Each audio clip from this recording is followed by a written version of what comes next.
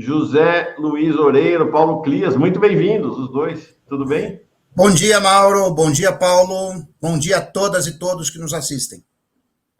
Bom dia, Mauro, bom dia, Oreiro, prazer compartilhar contigo mais uma vez uma conversa sobre economia e bom dia também a todas e todos aqui da nossa comunidade. Eu já me desculpo antecipadamente, meu computador quebrou, estou aqui em São Paulo, então eu estou no celular. Você vai me dizendo, Mauro, como é que está a questão técnica? Ok, tá bem, tá ótimo, tranquilo. Vamos seguir sim. Bom, gente, houve uma surpresa que não surpreendeu quase ninguém, na verdade, mas o momento do gesto foi surpreendente, que é ainda no meio da campanha eleitoral, em plena campanha do segundo turno, o ministro da Fazenda, Fernando Haddad, deu uma entrevista a Mônica Bergamo anunciando que virá um pacote para aprofundar a política de austeridade que ele comanda, desde o início do governo Lula, voltada para o arcabouço fiscal, e anunciou, e aí é importante registrar, não é a mídia conservadora que anunciou, é o ministro da Fazenda que anunciou. A mídia conservadora adorou, a Faria Lima adorou, mas foi ele que anunciou que precisa dar um novo aperto no ajuste fiscal e que algumas das prioridades desse novo aperto, nesta entrevista a Mônica Bergamo, serão saúde e educação, gastos com saúde e educação, reajuste do salário mínimo e o BPC, o benefício de prestação continuada, que atende os mais miseráveis, os mais deserdados deste país. Ele foi complementado naquele mesmo dia da entrevista com a Mônica Bergamo pela ministra do Planejamento, Simone Tebet, que diz que vai cortar, e não vai cortar sem dó nem piedade, e aí, na sequência, o Ministério da Fazenda e do Planejamento, deixaram vazar, porque é assim que o jogo funciona, que, além disso tudo, vai ter corte, eles pretendem fazer corte no seguro-desemprego, talvez até na multa de 40% em caso de demissão, no abono salarial e outras frentes de gastos sociais. Então, esse é o cenário. E aí, o que aconteceu esta semana? Até coloquei aqui, acho que vocês vão achar interessante, eu coloquei uma charge mais cedo aqui, que acho que é bem representativa desse momento que a gente está vivendo, do da Silva, essa charge. Porque o que aconteceu? Está aqui, ó. Então tá lá uma mulher e um homem morando debaixo do viaduto e a mulher fala: "Tô com fome", e o cara fala baixo para não assustar o mercado, né? Então, inclusive, assim, não, é ótimo, não tem tudo a ver. O Haddad vinha dizendo que, não, vou discutir, fazer uma série de reuniões com o presidente Lula, vamos tal, mas aí o mercado resolveu reclamar. Não, tem que ser agora.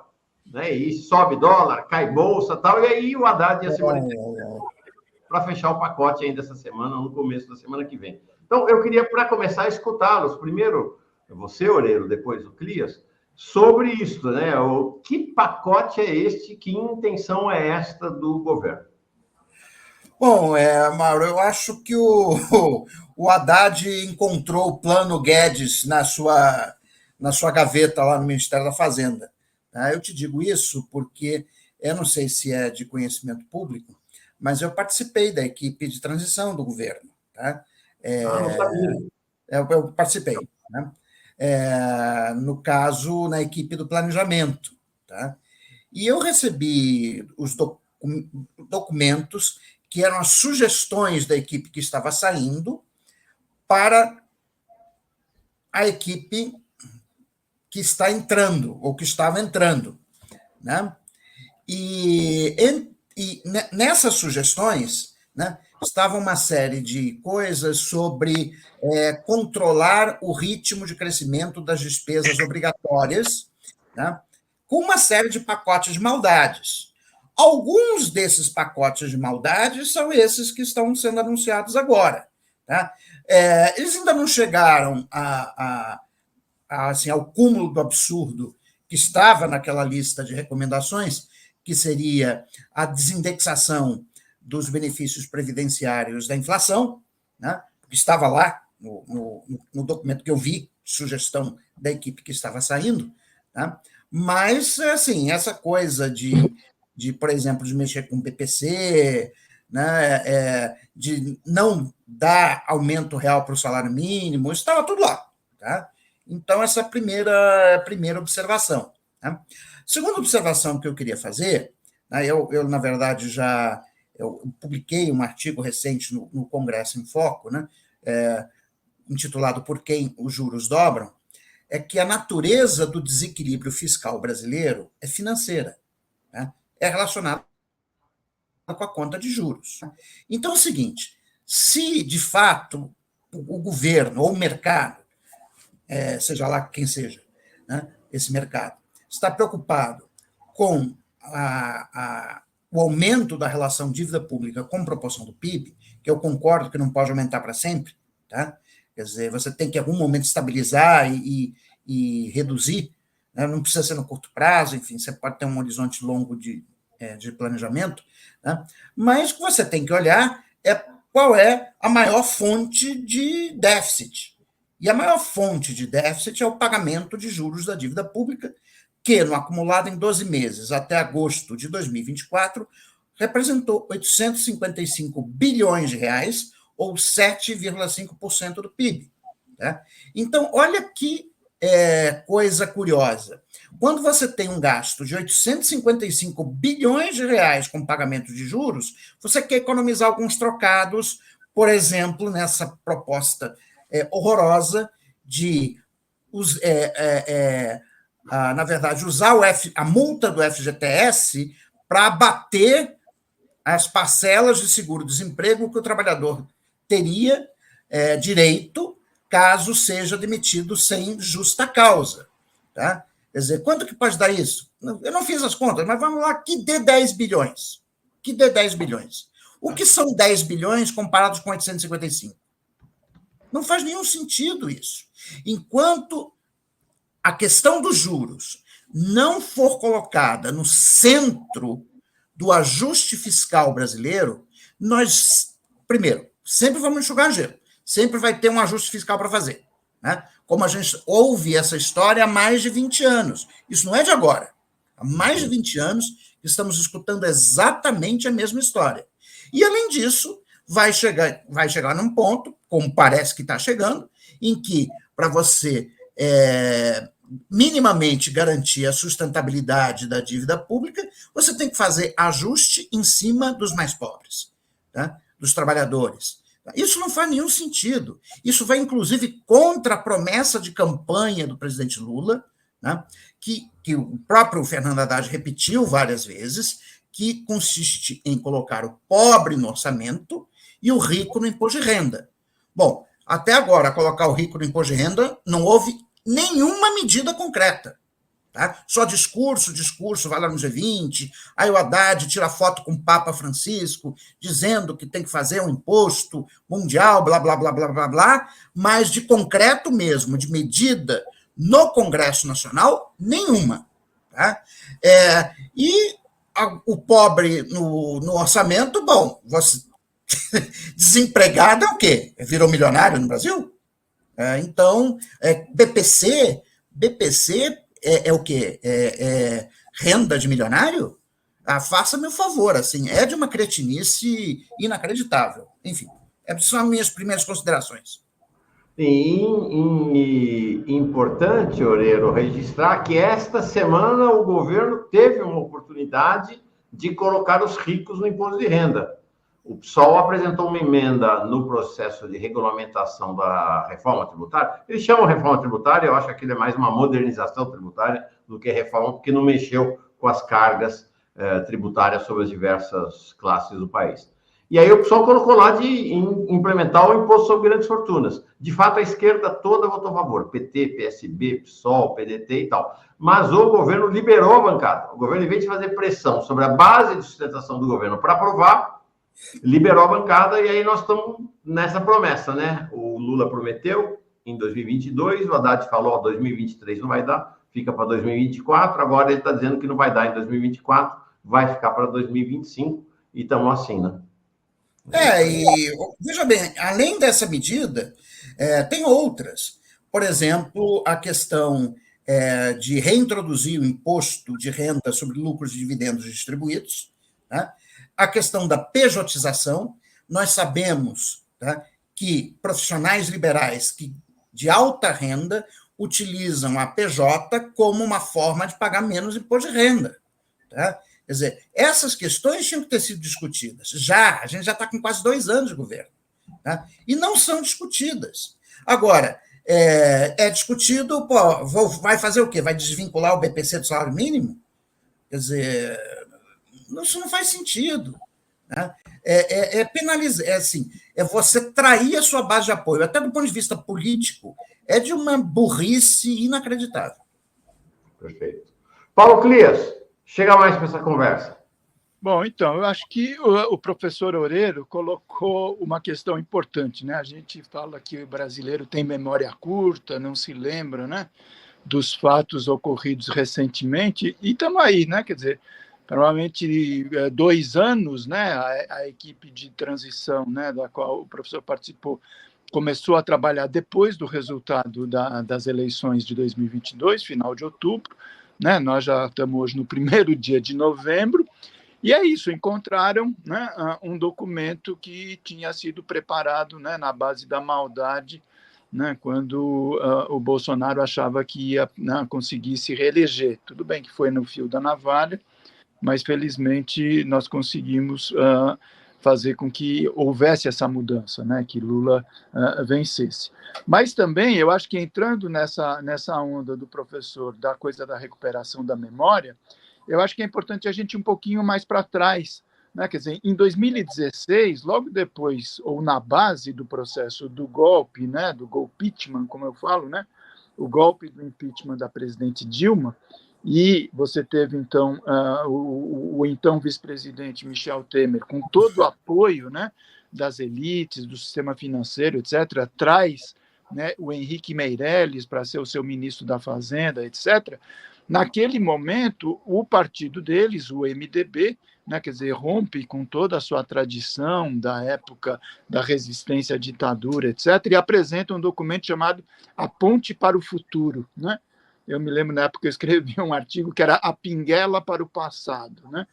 Porque é isso, quer dizer, ali já estão traçadas, quer dizer, as diretrizes um pouco mais amplas, não só a questão da austeridade fiscal, ali é muito presente isso, né? Então, aquela coisa de né, catastrofismo, alarmismo com a explosão da dívida pública, aquela coisa que a gente sempre ouve, a privatização, né, quer dizer, como uma solução, a redução do Estado à sua dimensão mínima. Isso teve continuidade com os 4 anos, obviamente, do Bolsonaro com o Paulo Guedes. Ali está na base da austeridade, porque foi dali que veio a ideia do teto de gastos, né? Quer dizer, o Brasil foi um dos primeiros poucos países do mundo a introduzir a austeridade fiscal na Constituição, percebe? E agora, de alguma maneira, quer dizer, o projeto econômico, vamos dizer assim, as propostas econômicas, o programa para a economia do Fernando Haddad, na verdade, é uma linha de continuidade de tudo isso. Pode ter um ou outro ajuste aqui, etc., mas a essência do conservadorismo e da ortodoxia, né, alinhado com os interesses do sistema financeiro. Você percebe? Quer dizer, então, quando vem agora essa ideia de, mais uma vez, quer dizer, colocar o ajuste fiscal em cima dos mais pobres, da base da nossa pirâmide, e continuando a isentar, a oferecer benesses, etc., para o topo do topo, quer dizer, isso é uma loucura, né? Quer dizer, é uma contradição na essência com a esperança toda que foi depositada com a mudança que era patrocinada pelo presidente Lula. Como o professor lembrou, as promessas de campanha do presidente Lula não estão sendo cumpridas. Então, por exemplo, nessa questão da austeridade fiscal e do ajuste fiscal, eu sempre lembro, quer dizer, tem uma palavrinha, um adjetivo mágico que acompanha isso, que é sempre primário. Né? Quer dizer, não se fala vamos fazer um ajuste fiscal. O professor lembrou. Por quê? Porque primário significa, na terminologia, não financeiro, ponto. Então, eu sempre vou fazer, se eu estiver atuando ainda na lógica do primário, quer dizer, retirando as contas do sistema, as contas financeiras do orçamento dessa metodologia. Então, você tem, por exemplo, esses 850, quase 870 bilhões que são pagos anualmente a títulos de juros da dívida pública, que é conta orçamentária, é dinheiro que sai do governo, esse mesmo dinheiro que eles dizem que não existem, tá certo?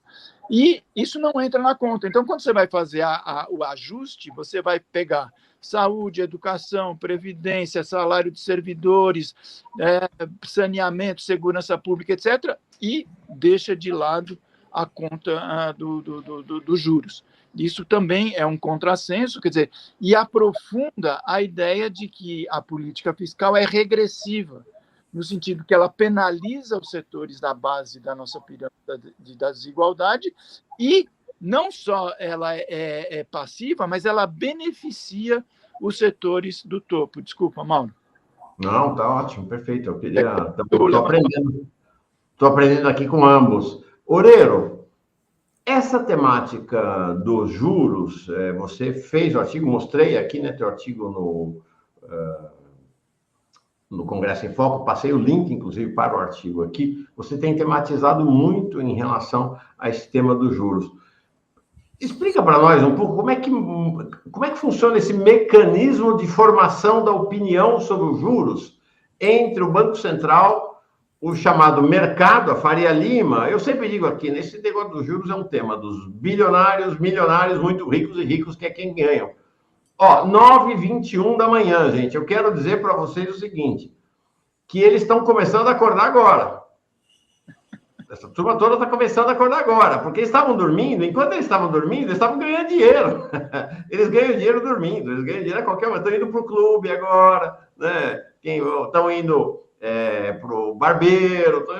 Como é que funciona esse mecanismo de determinação da taxa de juro entre a Faria Lima, né, os banqueiros, entre o Banco Central e entre também o Ministério da Fazenda, porque o Ministério da Fazenda pode parecer um polo passivo, mas não é nem tanto assim, me parece, em relação a essa montagem, né, da dinâmica dos juros. Bom, Mauro, eu acho que o mecanismo assim, mais importante é o Boletim Focus. Tá? Então, vamos lá. Primeiro temos que entender como é que funciona o regime monetário brasileiro. O regime monetário brasileiro, desde 99, é um regime de metas de inflação que é adotado não só aqui, mas em outros países do mundo. Até aí, nenhum problema. Tá? Embora a institucionalidade do regime de metas de inflação no Brasil seja muito específica, tá? Tem uma série de problemas que depois eu posso voltar a eles, caso seja possível ainda nessa entrevista. Tá? Mas, então, abstraindo essas questões institucionais, né, o foco da política monetária é manter a inflação na meta. Tá? A meta no Brasil ela é definida pelo Conselho Monetário Nacional. Você tem um centro, que no caso agora é 3%, e uma banda de variação que é 1,5% para cima e 1,5% para baixo. Né? Bom, de acordo com o protocolo do regime de metas de inflação, se a inflação estiver dentro da banda, a meta está sendo cumprida. Ou seja, mesmo que a inflação esteja acima do centro da meta, se ela estiver abaixo do teto superior, que no caso é 4,5%, a meta de inflação está sendo cumprida. Ponto. Né? Esse é o nosso regime de política monetária. Agora, como é que o Banco Central faz para cumprir a meta de inflação? Bom, ele tem um instrumento, que é a taxa Selic, né, que tem uma série de mecanismos, tem uma série de efeitos sobre o nível de atividade econômica e por meio do nível de atividade econômica sobre a inflação. Né? E, portanto, o que o Banco Central tem que fazer são projeções, né, de qual seria o impacto de cada nível possível da Selic sobre o nível de atividade futuro e sobre a inflação futura, de tal maneira a garantir o cumprimento do regime de metas de inflação.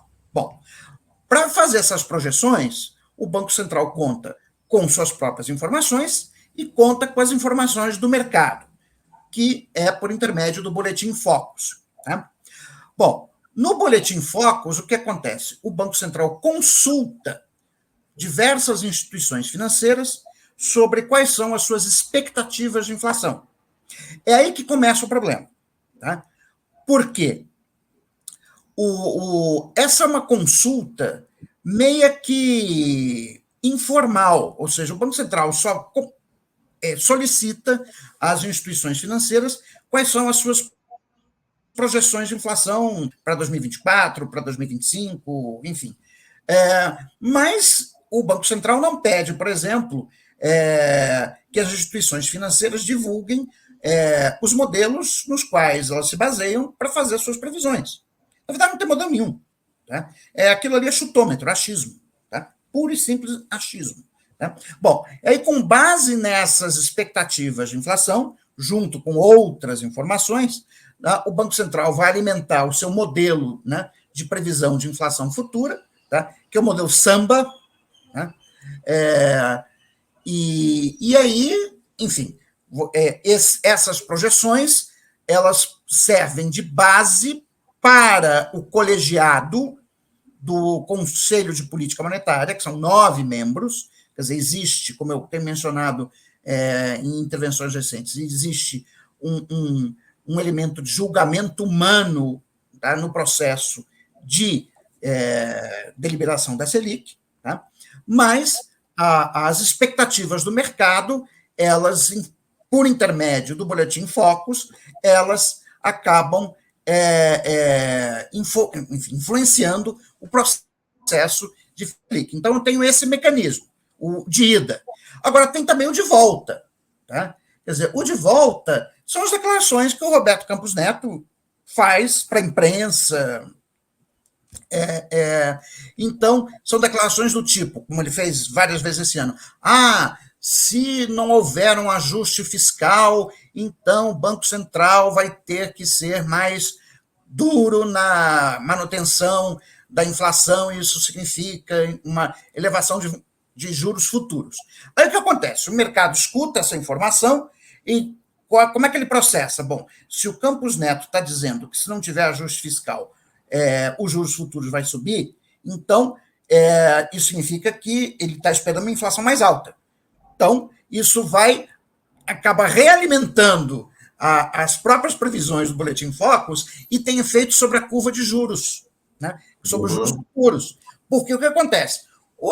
A curva de juros futuro nada mais é do que as expectativas que o mercado formula hoje a respeito de como o Banco Central vai se comportar amanhã. Se o Banco Central está dizendo para o mercado que se o Haddad não fizer um ajuste fiscal crível, o Banco Central vai ter que subir os juros, eles só olham para o que o Haddad está fazendo, eles dão, então não é crível, então vai subir os juros. E aí a curva de juros é toda afetada. Então, você tem esse mecanismo, né, de ida e de volta, que também é alimentado pela grande imprensa. Você veja bem, Valor Econômico, Folha de São Paulo, Estadão, Globo News, quando vai algum economista falar sobre política monetária, vai sempre gente do mercado financeiro. Ou seja, pessoas que estão direta ou indiretamente interessadas, esse é o ponto, estão direta ou indiretamente interessadas na condução da política monetária. Por exemplo, eu vou te dar um exemplo de quão absurdo é isso. Você daria alguma credibilidade a um estudo feito pela Associação das Empresas Produtoras de Tabaco sobre os efeitos não cancerígenos do fumo? Eu não daria. Claro, veja bem, eles têm todo o direito de fazer o estudo que eles quiserem, isso aqui, enfim, democracia, liberdade de expressão, enfim, cada um fala o que bem achar, desde que não cometa crime. Tá? Se a associação lá das empresas de tabaco publicou um estudo que mostra que o cigarro não causa câncer, tudo bem. Tá? Eu só digo o seguinte, eu não vou levar a sério, porque eu sei que eles têm interesse. É a mesma coisa com o mercado financeiro. Por que as pessoas acham que um economista do mercado financeiro é isento? Por quê? Qual a razão? Não tem nenhum motivo para ser isento. Pelo contrário, ele está ali defendendo os interesses do seu empregador. Né? O meu empregador é o Estado brasileiro. Eu posso falar o que eu quiser. Eu posso estar errado, tá? Mas eu não tenho viés de opinião, no sentido de que eu defendo aquilo que eu acredito ser os interesses gerais da sociedade brasileira. Tá? Repito, posso estar errado, eu não sou Deus, tá? Mas viés, né, de opinião eu não tenho. Tá? Então, eu acho que esse é o, respondendo a tua pergunta, esse é o ponto. Essa é uma lógica, né? Você vê lá no título, no Globo, na Folha, no Estadão, analistas dizem que, especialistas dizem que, portanto, o título confere autoridade àquele que vai falar na reportagem, né? Aí só lá no meio da reportagem você vai saber que o analista do Banco Itaú, que o especialista de uma corretora, de um fundo de investimento, ou seja, aquele analista que aparentemente é um analista isento, vamos dizer assim, ele é um analista sempre interessado e muito interessado, né? E aí, Paulo, uma questão para você. O presidente Lula passou esse ano e meio, a polícia parou um pouco, né? Parou, já faz uns meses que parou. Mas passou, né, o primeiro ano do seu mandato e uma parte desse segundo ano caceteando o Campos Neto, muito corretamente, né? O Campos Neto é o responsável, a taxa de juros, fez uma ofensiva grande contra o Campos Neto. A surpresa, me parece, agora é que o sucessor do Campos Neto, que foi nomeado pelo presidente Lula, né, o Banco Central, o presidente Lula nomeia e o Senado confirma, mas a nomeação é do presidente Lula, que é o Galípolo, está fazendo declarações iguais à do Campos Neto, né? Inclusive, o Campos Neto, há 2 meses atrás, antes dele ser aprovado, eu vi ele numa palestra, vi o vídeo de uma palestra, fiquei chocado, dele falando quão importante é o Boletim Focus para orientar a ação do Banco Central. Né? Quando a gente esperava que ele ia falar, não, vai mudar essa trolha aí do Boletim Focus. Né? Então, assim, parece-me, Paulo, que tem, da mesma maneira como o Oreiro falou, da linha de continuidade das políticas econômicas do ministro Haddad em relação às do Paulo Guedes, parece que no Banco Central a gente também vai ter uma linha de continuidade da gestão Campos Neto para a gestão Galípolo. São esses os sinais que estão vindo, de fato, agora ou estou exagerando? Olha, Mauro, eu acho que, infelizmente, a coisa aponta para isso, tá certo? Quer dizer, porque, na verdade, quando se discutiu, né, quer dizer, a questão da substituição do Roberto Campos Neto, que vamos lembrar, quer dizer, ele está na presidência do Banco Central em função também de um outro golpe que foi patrocinado contra a sociedade brasileira, esse não na época do Temer, mas já na gestão do Bolsonaro, em 2021, que foi a conferir uma quase independência para o Banco Central, justamente o sistema financeiro, o financismo, antecipando uma possível volta do Lula, né, aquele medo, né, de que vai voltar uma política econômica desenvolvimentista, como eles dizem, gastadora, irresponsável fiscalmente, etc. Então, vamos segurar.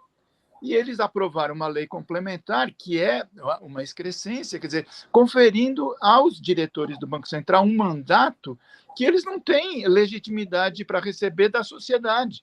Então, o presidente Lula toma posse dia 1º de janeiro de 23, ele tem que conviver com 9 diretores do Banco Central, que é uma herança bolsonarista. E, como o professor lembrou, quer dizer, esses 9 diretores do Banco Central são os conselheiros do Copom, que a cada 45 dias, como eu brinco, eles trocam de boné, eles deixam de ser diretores do Banco Central por 2 dias e viram membros do Copom para definir a Selic.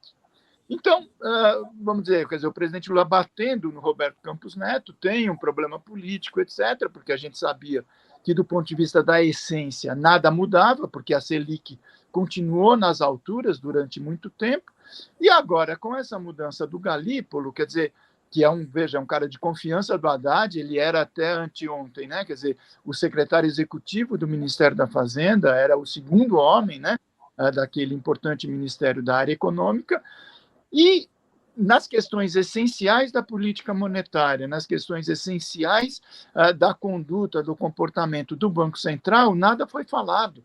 Você percebe? Por exemplo, essa questão da pesquisa Focus, né, que o professor Oreiro muito bem lembrou. Não tem nenhuma lei dizendo que tem que ser isso. Isso é uma decisão administrativa do Banco Central e, eventualmente, articulado com o Ministério da Fazenda. Tudo bem.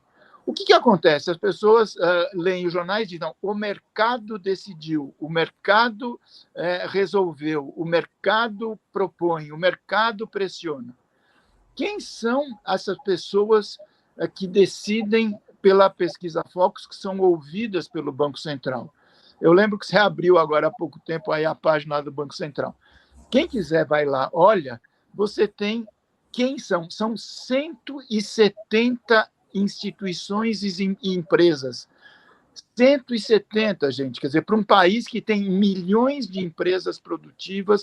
Paulo, só uma observação, tem até aqui no Boletim Focus, que lá no Banco Central você acha, aqui está, veja, essa coluna, respondentes, a quantidade de gente que respondeu cada questão, IPCA, variação, 150 responderam. Então, nem todos os 170 fizeram. Respondem, inclusive, né? Olha aqui, ó.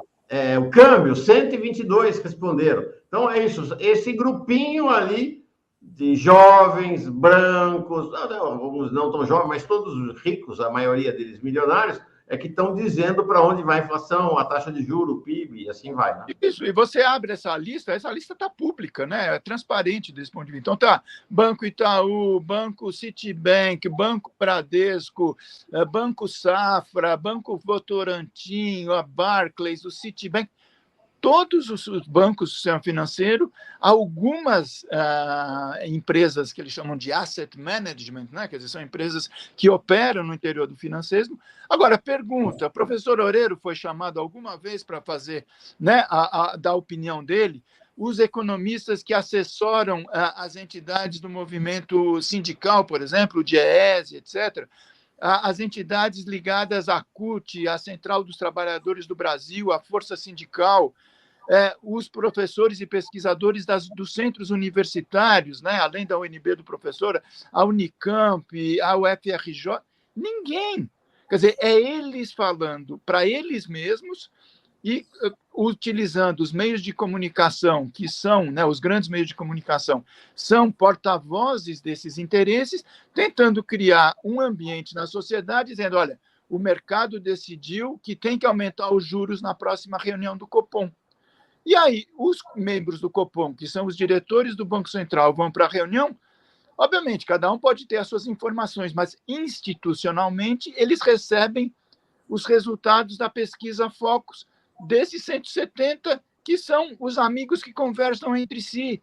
Você percebe? Quer dizer, então, são raras as vezes em que, durante as semanas, no interregno entre duas reuniões do Copom, a outra reunião não referenda aquilo que o sistema financeiro quer. Isso é completamente contra, quer dizer, qualquer princípio republicano e vai contra, no caso concreto, quer dizer, os interesses da grande maioria da sociedade brasileira. E não só dos trabalhadores, dos aposentados, quer dizer, as representações do setor produtivo, elas manifestam a sua discordância. Eu me lembro, nos 2 primeiros mandatos do presidente Lula, o vice-presidente dele, não é pouca coisa, não. Né? Quer dizer, o Zé de Alencar ia dia sim, outro também para os jornais, meteu o pau naquele que era o presidente do Banco Central na época, o Henrique Meirelles, porque também já estava naquela época, né, a Selic nas alturas, você percebe? Então, a gestão do Galípolo, quer dizer, além de apresentar, quer dizer, uma tendência, deveria, né, pelo menos essa expectativa da maioria da população, declinante, certo, da Selic, deveria ter outras opiniões, por exemplo, rever essa questão da ausculta, né, do sistema financeiro concentrada nessas 170 instituições, o que ele vai fazer com o spread bancário, que no Brasil é um escândalo, você percebe? Quer dizer, o Banco Central é o órgão regulador e fiscalizador do sistema financeiro. Ele deveria defender a grande maioria da população contra esse punhado de banqueiros que jogam, né? O maior escândalo é a taxa que se cobra nas operações do cartão de crédito, né? Quase 400% ao ano, mas outras também. E o Banco Central sempre fez cara de paisagem. Ele deveria atuar e impedir que esse tipo de abuso, vamos dizer, de extorsão, continue a ser praticado. Fora todos os outros impactos que a Selic tem sobre, justamente, a conta de juros. Porque a Selic é a taxa referencial de juros. Então, no mínimo, a dívida pública ela tende a ser rolada, né, nesse percentual. E se a Selic está lá nas esferas, é por isso uma das razões que a nossa conta anual de juros também é tão impactante do ponto de vista do nosso orçamento, tá certo? Oreiro, queria fazer uma pergunta para você, não provavelmente de economia, mas de política econômica, ou de economia política, ou no limite de política mesmo. Você deu risada aqui, e é uma risada dramática, entendeu? Em relação a essa charge aqui, né? Tem essa característica dos artistas, né?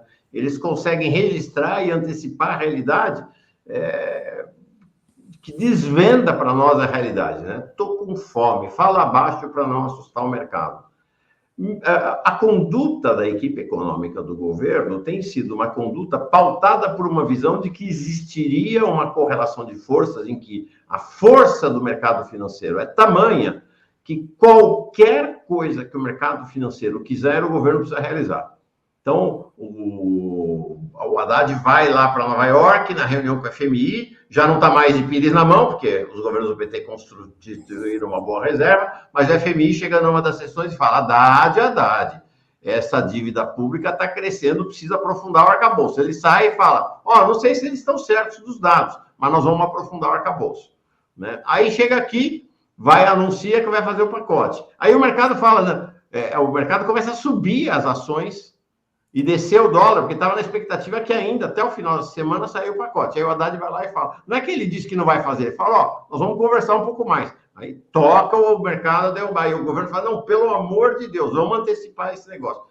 O mercado tem esse poder todo que o governo atribui a ele? Como é que é essa lógica da relação na definição da política econômica e que alternativas poderia haver?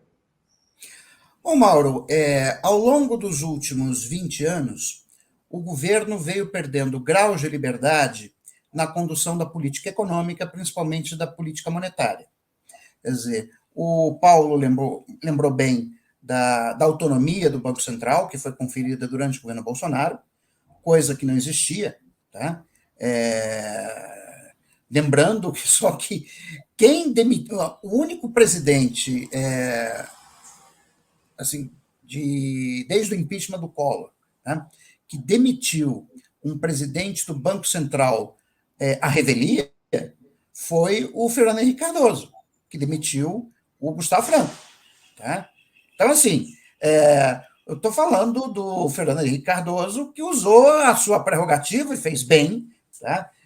De presidente da República, eleito pelo povo, tá? E demitiu o presidente do Banco Central do Brasil quando ele achava que não era mais conveniente. Né? Uhum. E está coberto de razão, mas estou só lembrando que quem fez isso não foi o Lula, quem fez isso não foi a Dilma, quem fez isso foi o Fernando Henrique Cardoso, certo? Então, assim, poder demitir o presidente do Banco Central quando o presidente da República achar necessário, eu acho que é muito importante. Agora, o presidente não tem mais esse poder. Certo? Bom, outra coisa, no bojo do pacote da autonomia do Banco Central, se botou ali um jabuti que foi, por exemplo, ampliar a abertura da conta de capitais no Brasil. Você pode ver um comercial muito interessante ali na Globo News, nos intervalos ali do jornal, de uma empresa chamada Nomad, né?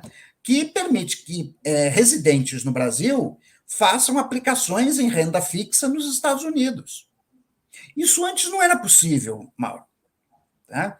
Porque a nossa lei, né, de controle de capitais, né, ela vem do tempo vem de 1962, do governo João Goulart. Uhum. Né, e os militares não revogaram. Tá? Os militares não revogaram bastante coisas do governo do João Goulart, mas isso não revogaram, se manteve durante a Nova República, etc. Houve um debate no início do governo Lula, o Paulo deve lembrar disso, né? De uma tentativa de abertura maior da conta de capitais no Brasil, com a chamada plena conversibilidade do real, que permitiria, por exemplo, cidadãos brasileiros terem depósitos nos bancos brasileiros em moeda estrangeira, coisa que já foi regulamentada, quer dizer, já está permitida nesse bojo aí da autonomia do Banco Central, mas ainda não foi operacionalizada. Mas já permite a Nômade, ou seja, brasileiros terem depósitos, não só depósitos, fazendo aplicações em renda fixa no exterior. Tá? Então, o que acontece? Deixa eu só fechar a janela aqui, que está um barulho. Tá. É o caminhão do lixo que está passando agora. O que acontece? Você está tirando o grau de liberdade do Banco Central. Quanto mais você abre a conta de capitais, mais difícil fica para o Banco Central estabilizar a taxa de câmbio. Tá? Ou seja, se abriu mão do instrumento de controle de capital. E aqui eu vou voltar mais uma vez ao Gustavo Franco. Tá? Quando o Gustavo Franco era presidente do Banco Central, ele usou vários mecanismos de controle de capital para segurar a taxa de câmbio. Tá? Uhum. Então, que não está sendo feito agora. Oi? No que não está sendo feito agora. O que não está sendo feito agora, exatamente esse ponto. Tá? O Banco Central olha o dólar e faz cara de paisagem. Não, isso não é comigo, como não é com você? Tá? Você ainda tem alguns instrumentos. Eu concordo que ficou mais difícil porque você foi abrindo a conta de capitais, e isso diminui a capacidade do Banco Central de controlar a variação da taxa de câmbio. Tá? Quando o Putin invadiu a Ucrânia, tá? E que os analistas aqui no Brasil disseram que as sanções do Ocidente iam acabar com a Rússia, não sei o quê, iam pôr a Rússia de joelhos, teve um movimento de saída de capitais da Rússia que o Putin mandou parar, mandou o presidente do Banco Central, disse, não sai ninguém. E parou. Com todas as... Veja, um país que está em guerra, que tem uma imensa retaliação do Ocidente, aí não vou discutir aqui se é justo ou não, enfim, mas o fato é que o Banco Central da Rússia usou os instrumentos de política monetária para estabilizar a taxa de câmbio, e conseguiu. Então, assim, não tem essa de que o mercado pode tudo, não. O que acontece é que o Banco Central do Brasil, principalmente agora, na gestão do Roberto Campos Neto, não tem usado os instrumentos que ele ainda possui, tá, para estabilizar a taxa de câmbio. Tá? Tem feito cara de paisagem. Quando não faz discurso terrorista, né? Do tipo, para tacar gasolina no fogo, querendo que o circo pegue mais fogo do que já está. Quer dizer, não é a função do presidente do Banco Central. E aqui eu quero lembrar um exemplo que, para mim, é bem marcante. Vamos retornar ao ano de 2012, crise do euro, tá? Quando havia uma expectativa do mercado financeiro europeu, tá, de que a Espanha e a Itália seriam obrigadas a sair do euro por conta do alto endividamento do setor público. O que fez o Mário Draghi? Que não podemos acusar de heterodoxia, ser uma pessoa de esquerda, etc. O Mário Draghi disse a seguinte frase: o Banco Central da Europa fará tudo o que for necessário para garantir a continuidade do euro. E acreditem em mim, será mais do que suficiente. No dia seguinte, o spread, né, a diferença de taxa de juros, né, entre os títulos espanhóis e italianos, com respeito à taxa de juros alemã, despencou. E o Banco Central da Europa não precisou gastar um tostão. Bastou uma afirmação do Mário Draghi. Bastou ele se posicionar e dizendo, nós vamos fazer tudo o que for necessário, né, para os mercados entenderem que eles sabiam que se o Banco Central entrar jogando pesado, eles vão perder, porque o poder de fogo do Banco Central é ilimitado. Né? Agora, no caso do Banco Central do Brasil, as declarações do Roberto Campos Neto, ao invés de serem declarações como as do Mário Draghi, de tentar estabilizar a situação, pelo contrário, são no sentido de botar mais lenha na fogueira.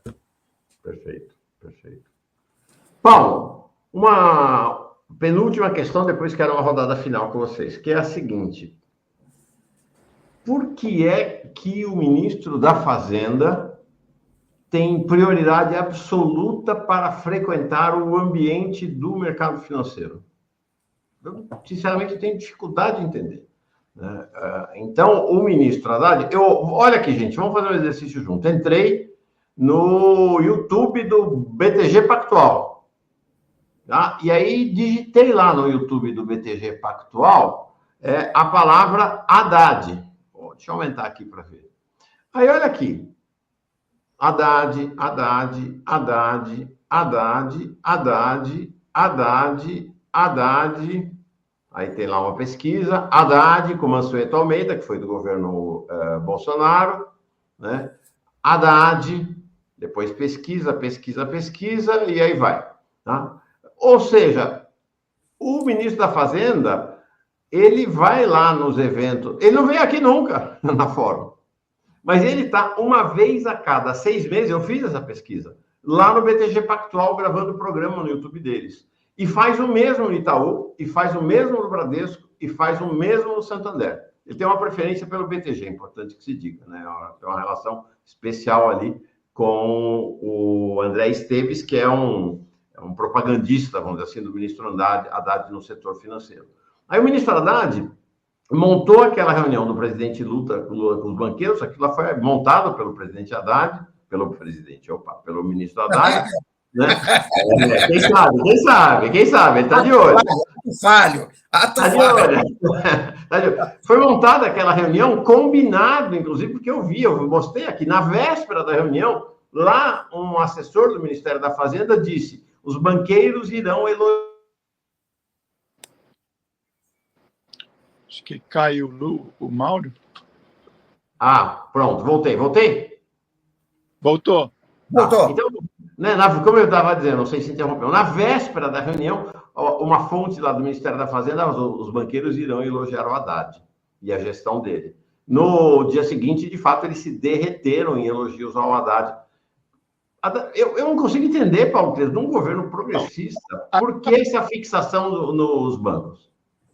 Então, eu acho que tem a ver, sabe, Mauro, com, primeiro, quer dizer, é uma experiência, né? Quer dizer, que o Partido dos Trabalhadores teve, quer dizer, desde do primeiro mandato do presidente Lula, de conferir à política econômica, quer dizer, uma área meio de redoma. É óbvio que teve alguns momentos, né, de maior excepcionalidade, quando o ministro Manteiga ocupava a pasta da Fazenda, etc.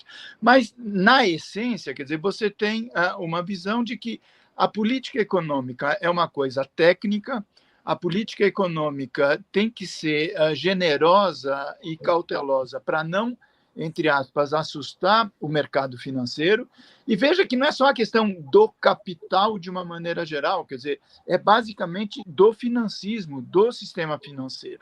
Então, isso aconteceu com o Palocci no Ministério da Fazenda, isso aconteceu com os 8 anos, né, que o professor Oreiro lembrou, em que o Henrique Meirelles, veja, a contrassenso, quer dizer, até a antevéspera de ser nomeado para o Lula, no dia 1º de janeiro de 2003, ele era o presidente internacional do Bank of Boston, que era um dos principais credores da dívida externa brasileira.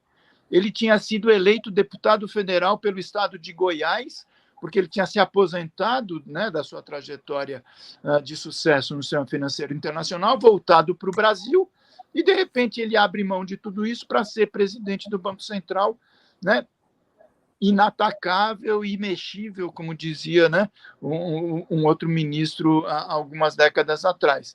Então, tem essa história. Corta isso, chega ministro Haddad. O professor Haddad, antes de ser ministro da Fazenda, vamos lembrar, ele é professor da Universidade de São Paulo, da Faculdade de Filosofia.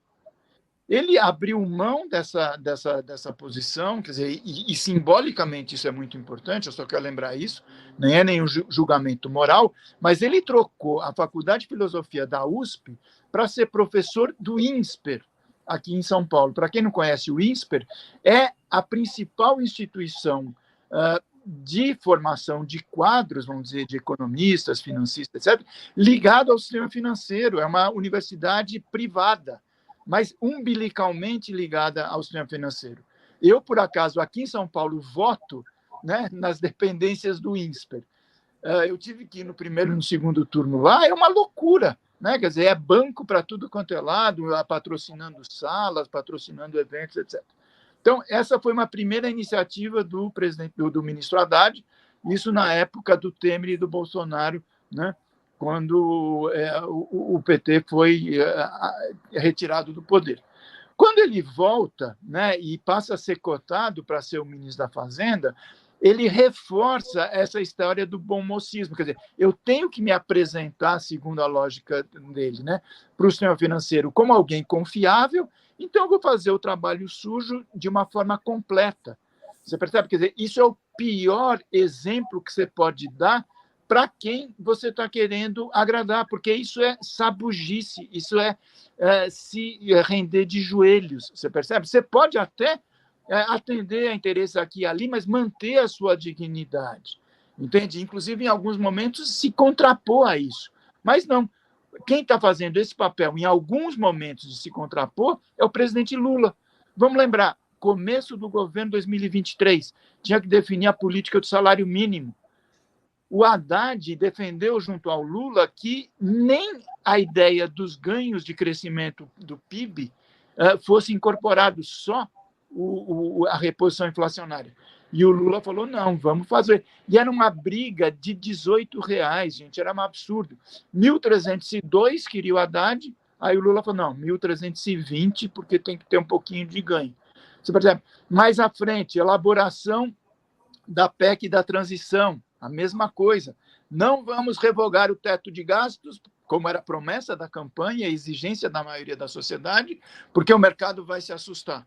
E aí ele convenceu o presidente Lula a introduzir na PEC da transição a garantia de que o teto de gastos que o Temer tinha colocado só seria retirado da Constituição se houvesse uma lei complementar tratando daquilo que foi votado, que é o novo arcabouço fiscal, que mantém o espírito da austeridade, em alguns casos até pior do que o teto do Temer. Mais à frente, vamos fazer um novo arcabouço fiscal? Vamos. Quem ele ouve para fazer? Ele chamou o professor Oreiro, chamou os dirigentes do movimento sindical, chamou os professores das universidades? Ninguém. Só ouviu o Roberto Campos Neto, que era o inimigo, o adversário no Banco Central, e meia dúzia de presidentes de bancos privados, para obter o aval deles para isso.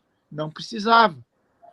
Mais à frente, de novo, essa coisa da reunião com os banqueiros, quer dizer, ele articula os presidentes dos bancos privados para conversar com o presidente Lula. Tudo bem, o Lula poderia ter recusado, não recusou. Ele vai para Nova York, na Assembleia da ONU, que é um espaço da diplomacia super importante.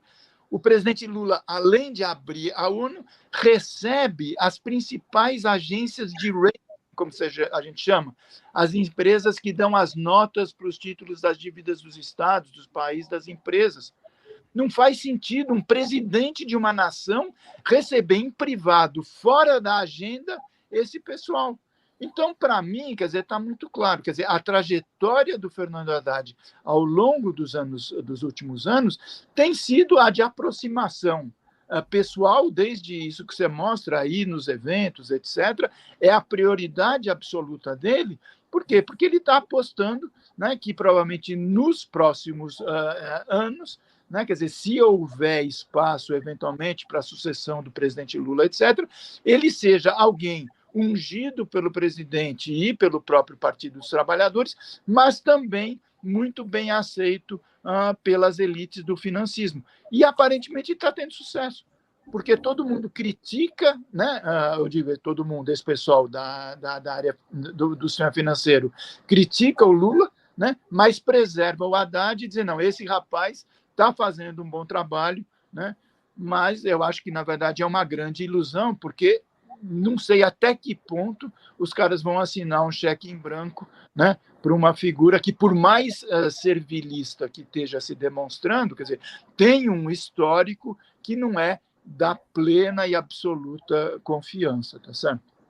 Professor José Luiz Oreiro, queria lhe entregar a honrosa função nesse nosso encontro de encerrá-lo, né? Queria as suas considerações finais aqui para nós, por favor. Gostei muito do diálogo de vocês, muito mesmo. Muito.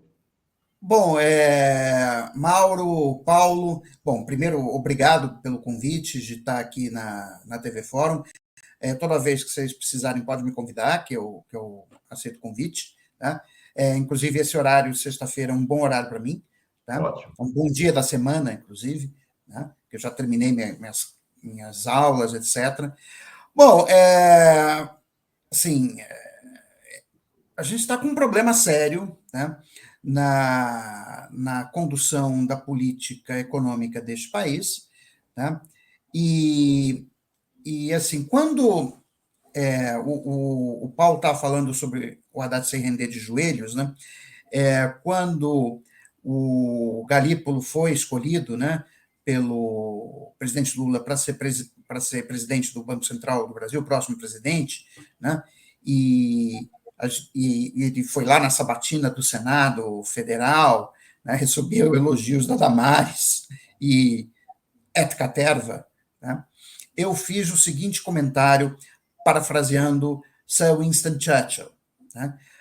O Churchill, ele era um crítico muito grande do Neville Chamberlain, primeiro-ministro inglês, que fez o acordo com Hitler e Mussolini, em que a Inglaterra e a França aceitavam, né,